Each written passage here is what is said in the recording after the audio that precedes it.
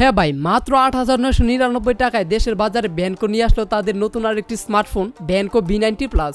এই ফোনটিকে super duper বলার কারণ হচ্ছে সেম বাজেটের অন্যান্য ফোন থেকে এই ফোনটি সব দিক থেকে সেরা দেখতে পেয়েছি। তাই আজকের এই ভিডিওতে এর design, display, specification, price, performance এবং ক্যামেরা নিয়ে একদম ডিটেলে আলোচনা করব।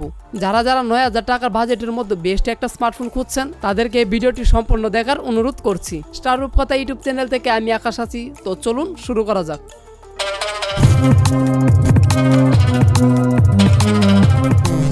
সত্যি কথা বলতে ৯,০০০ টাকা বাজেটের অন্যান্য ফোনগুলোতে এই ফোনটির মতো এত সুন্দর ডিজাইন এবং শক্ত বিল কোয়ালিটি আজও পর্যন্ত দেখিনি। যদিও ফোনটির বডি ফ্রেমের পাশাপাশি ব্যাক প্যানেলটিও প্লাস্টিকের তৈরি, তবে ব্যাক প্যানেলে কিছু ফিজিক্যাল ভার্টিক্যাল লাইন ব্যবহার করার কারণে ডিজাইনটি দেখতে বেশ ভালো লাগছিল। এই ডিজাইনটির ফলে হাতের আঙ্গুলের ছাপও তেমন পড়বে না এর রিয়ার প্যানেলে। ফোনটির ক্যামেরা মডেলটি গোলাকার হওয়ায় কিছুটা দামি ফোনের ভাইব দিচ্ছিল এই ফোনটি। আর ক্যামেরার পাশেই রয়েছে ডুয়াল ফ্ল্যাশ লাইট। যাই হোক, এই ফোনটি উচ্চতায় ৬.৪১ ইঞ্চি এবং প্রস্থে ২.৯৪ ইঞ্চি, আর এর থিকনেস হলো ৯ মিলিমিটার। আর সব মিলে এই ফোনটির ওজন আসে মাত্র ১৬৩ গ্রাম। আর পোর্টস অ্যান্ড বাটন হিসেবে নিচে রয়েছে main speaker, USB type C port এবং একটি প্রাইমারি মাইক। আর ফোনটির ডান পাশে থাকছে ভলিউম বাটন ও পাওয়ার অন অফ বাটন। আর এই পাওয়ার অন অফ বাটনটি ফিঙ্গারপ্রিন্ট সেন্সর হিসেবে কাজ করছে, যেটি কিনা কোনো রকম অ্যানিমেশন ডিলে ছাড়াই দ্রুত কাজ করতে দেখা গেছে। আর বাম পাশে রয়েছে একটি সিম কার্ড স্লট, যেখানে দুটি ডুয়াল ন্যানো সিম কার্ড ব্যবহারের পাশাপাশি একটি এক্সটার্নাল মেমোরি কার্ড ব্যবহার করার সুযোগ রয়েছে। আর একদম উপরে রয়েছে 3.5 মিলিমিটার জ্যাকটি। আর হ্যাঁ, এই ফোনটির মোট 3টি কালার ভেরিয়েন্টে পাওয়া যাবে আমাদের দেশের মার্কেটে। এই ভিডিওটি কন্টিনিউ করার আগে আপনার কাছে একটি অনুরোধ রইল, আপনি যদি এই চ্যানেলের নতুন হয়ে থাকেন তাহলে এখন এই চ্যানেলটি সাবস্ক্রাইব করে ফেলুন। এই ফোনটিতে 5.56 ইঞ্চির একটি HD+ LCD ডিসপ্লে ব্যবহার করা হয়েছে। এই ডিসপ্লেটির রেজুলেশন হচ্ছে 720x1612 পিক্সেল। আর এই ফোনটিতে 90 হার্জের রিফ্রেশ রেট রয়েছে এবং তা ঠিকঠাকই পুশ করতে দেখা গেছে।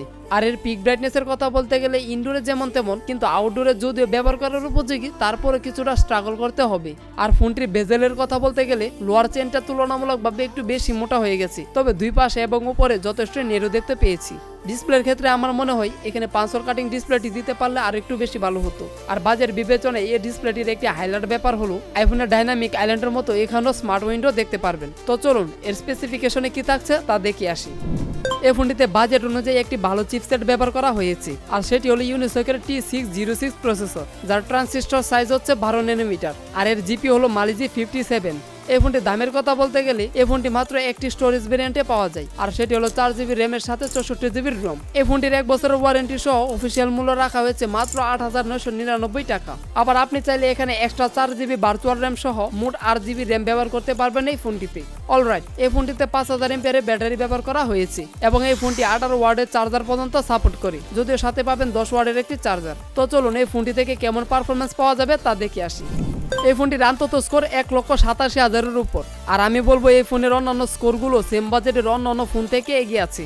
আর গেমিং এর কথা বলতে গেলে ছোটখাটো গেমগুলো মোটামুটি ভাবে লং টাইম পর্যন্ত খেলতে পারবেন, কিন্তু ফ্রি ফায়ারের ক্ষেত্রে একদম স্মুথ গ্রাফিক্সে খেলে কিছুটা ভালো পারফরমেন্স পাবেন, তবে কিছুক্ষণ খেলার পর ফ্রেম রেট ওঠানামার পাশাপাশি কিছুটা হিট হতে দেখা গেছে এই ফোনটি। তাই আমি বলবো গেমিং এ তেমন আশা রাখবেন না এই ফোনটি থেকে। তবে সময় কাটানোর জন্য একদম নর্মাল গ্রাফিক্সের গেমগুলো মাঝে মধ্যে খেলা যেতে পারে এই ডিভাইসটি দিয়ে। যাই হোক, এই ফোনটি রান করছে Android 13 এর সাথে। এখানে তেমন অতিরিক্ত ব্লোটার না দেওয়ায় এর UI যথেষ্ট ক্লিন দেখতে পেয়েছি। এই ডিসপ্লেটি IPS প্যানেল হওয়ায় ভিডিওতে কালার কন্ট্রাস্টের পরিমাণ ঠিকঠাকই দেখতে পেয়েছি। তার পাশাপাশি এখানে ব্যবহৃত মেন স্পিকার থেকেও যথেষ্ট ক্লিয়ার সাউন্ড শুনতে পেয়েছি। সাথে দেওয়া চার্জারটি দিয়ে এই ফোনটি সম্পূর্ণ চার্জ করতে প্রায় 2 ঘন্টার মতো সময় লাগে। এই ফোনটি একবার চার্জ দেওয়ার পর নর্মাল ইউজে প্রায় 1 দিনের মতো এবং ভিডিও দেখাও টুকটাক গেম প্লে করে 6 ঘন্টার মতো ব্যাকআপ পেয়েছি এই ফোনটি থেকে। তো চলুন এখন এর ক্যামেরা থেকে কেমন আউটপুট পাওয়া যাবে তা দেখে আসি। এই ফোনটির ক্যামেরা মডেলের ডুয়াল ক্যামেরা সেটআপের মধ্যে প্রথম সেন্সরটি হচ্ছে 13 মেগাপিক্সেলের একটি AI সেন্সর এবং দ্বিতীয়টি হচ্ছে 2 মেগাপিক্সেলের একটি ডেপথ সেন্সর। আর ফোনটির ফ্রন্টে রয়েছে একটি 8 মেগাপিক্সেলের AI সেলফি ক্যামেরা। তো চলুন সেন্সরগুলো দিয়ে তোলা ছবিগুলো ধাপে ধাপে দেখে আসি। দিনের আলোতে তোলা ছবিগুলোর মান মোটামুটি ভাবে ভালো দেখতে পেয়েছি, তবে ভিন্ন লাইট কন্ডিশনে কিছু ছবিতে ওভার স্যাচুরেশনে দেখা গেছে, আবার কিছু ছবিতে ডিটেলের ঘাটতিও দেখতে পেয়েছি। কিছু ছবি আবার একটু বেশি সফট করে ফেলছিল এর পেছনের ক্যামেরাটি। আবার এক্সপোজারের ঘাটতিও দেখা গেছে কিছু ছবিতে, কিন্তু কিছু ছবি আবার মোটামুটি ঠিকঠাকই দেখতে পেয়েছি। যাই হোক, এই ফোনটির মেন ক্যামেরা দিয়ে 1080 পিক্সেলে 30 fps এ ভিডিও রেকর্ড করা যায়। ক্যামেরার ক্ষেত্রে আমি বলবো এর ছবিগুলো যেমন তেমন, কিন্তু ভিডিওগুলো তেমন একটা কাজে আসবে না।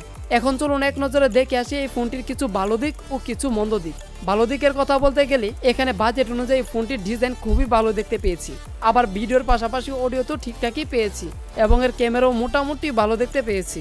আর বড় ব্যাটারির পাশাপাশি 18 ওয়াটের চার্জিং সুবিধা পেয়েছি এই ফোনটি থেকে।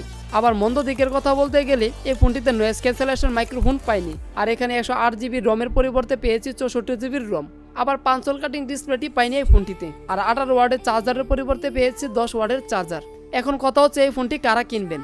প্রথমে বলে নিই, যারা গেমার আছেন তারা এই ফোনটি কোনোভাবেই কিনবেন না। তবে যারা লং টাইম পর্যন্ত ইউজ করার জন্য ফোন খুঁজছেন অথবা নিজের বাবা মাকে আত্মীয় স্বজনের সাথে কথা বলার জন্য ফোন দিবেন ভাবছেন, তাদেরকে বলবো আপনারা এই ফোনটি চোখ বন্ধ করে নিতে পারেন। তো বন্ধুরা, আজকের এই ভিডিওর উপস্থাপনাটি আপনাদের কাছে কেমন লেগেছে অথবা কেমন হলে ভালো হতো এবং ভবিষ্যতে কোন কোন মোবাইলের রিভিউ ভিডিও দেখতে চান এই চ্যানেলে, তা অবশ্যই কমেন্ট করে জানিয়ে যাবেন। আর ভিডিওটি ভালো লাগলে একটি লাইক করে দেবেন। আর আপনি যদি এই চ্যানেলে নতুন হয়ে থাকেন তাহলে সাবস্ক্রাইব করে ভবিষ্যতে আরো ভিডিও বানানোর সুযোগ করে দেবেন। তো দেখা হবে সামনের কোনো এক নতুন ভিডিওতে। ততক্ষণ পর্যন্ত ভালো থাকবেন। আর ভিডিওটি শেষ পর্যন্ত আমার সাথে থাকার জন্য আপনাকে অসংখ্য ধন্যবাদ।